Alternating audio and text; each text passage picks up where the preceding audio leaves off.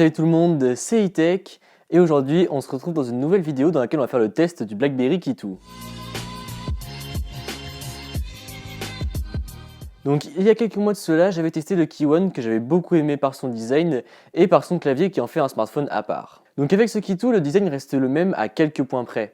On retrouve toujours ces bords en aluminium qui sont cette fois-ci un peu plus anguleux par rapport au Key One. À l'arrière, on retrouve toujours également ce petit bord en texture vraiment très sympathique qui fait que le smartphone ne glissera pas des mains. Donc sur la face avant, on retrouvera toujours ce clavier mythique Made in BlackBerry.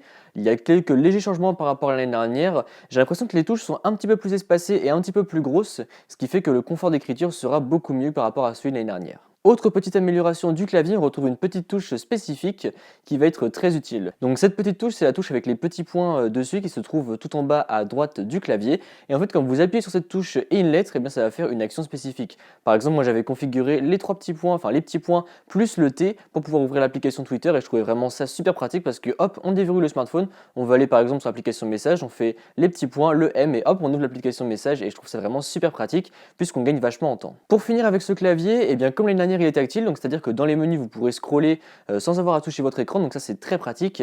Et toujours pareil comme l'année dernière, et bien on a toujours ce capteur d'empreinte digitale qui se retrouve dans la barre espace et qui marche relativement bien et il y a peu d'erreurs. Ensuite on retrouve cet écran de 4,5 pouces IPS LCD avec de bonnes couleurs et de beaux contrastes. Ce sera agréable de regarder quelques vidéos sur son smartphone.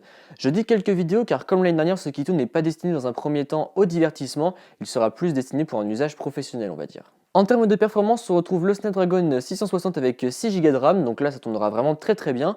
Que ce soit le multitâche ou les grosses applications qui demandent des ressources plus importantes, et bien vous pourrez tout faire tourner sans aucun problème, donc de ce côté-là, pas de souci. Pareil en ce qui concerne la batterie, vous n'aurez pas de souci étant donné que ce smartphone est équipé d'une batterie de 3500 mAh, donc c'est une bonne grosse batterie qui tient sans aucun souci la journée, et vous pourrez facilement monter à 1 jour et demi, et si vous vous restreignez un petit peu, vous pourrez largement monter jusqu'à 2 heures d'utilisation, et ça c'est vraiment super cool. Mais encore une fois, ça conforte dans l'idée que ce smartphone est vraiment un smartphone pour professionnels qui ont besoin de batterie vraiment toute la journée pour faire toutes les tâches dont ils ont besoin. Après, le smartphone tourne sur Android Oreo avec la surcouche de chez BlackBerry, la très légère surcouche de chez BlackBerry d'ailleurs, et c'est une surcouche que j'aime beaucoup car ça apporte vraiment des petites choses, mais ce sont des petites choses essentielles. Par exemple, on va retrouver l'application BlackBerry Hub que je trouve super pratique, puisqu'en fait elle va regrouper tous les messages de toutes les applications en un seul et même endroit. Par exemple, pour recevoir un message sur Twitter, un message sur WhatsApp, un message sur Facebook, et bien le tout sera réuni dans le BlackBerry Hub et je trouve ça vraiment super pratique. En plus, toujours grâce au fait que ce soit BlackBerry, et bien vous aurez la version d'Android la plus sécurisée du marché.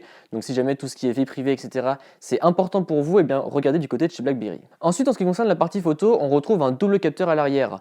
Donc les photos sont correctes. Je m'attendais à un petit peu mieux par rapport à l'année dernière, et c'est le cas. Je trouve que les photos ont été un petit peu améliorées. La partie photo n'est toujours pas un point fort de ce BlackBerry Key2, mais elle n'est plus non plus un point faible. Donc ça, c'est une bonne chose. Pareil en ce qui concerne la caméra frontale, c'est correct. Après, on va dire que ces appareils photo, que ce soit l'arrière comme l'avant, c'est bien pour de la photo occasionnelle.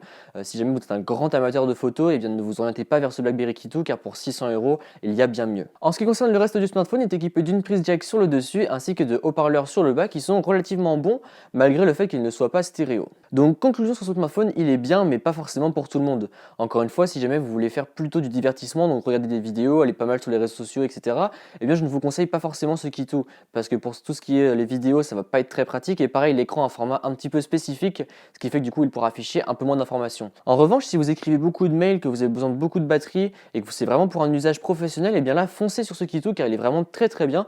Personnellement, c'est un smartphone que j'ai beaucoup apprécié étant donné que plus jeune j'avais eu des BlackBerry, donc mon premier BlackBerry ça avait été le BlackBerry 9300, il me semble, le Curve 9300, et c'est un smartphone que j'avais adoré.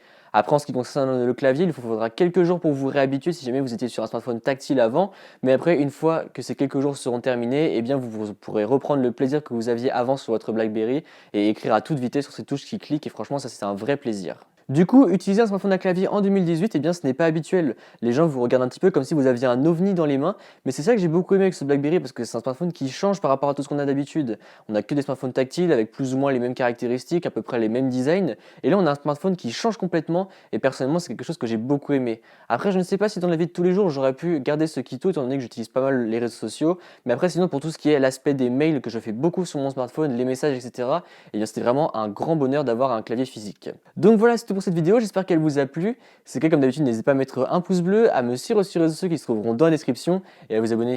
Allez, salut!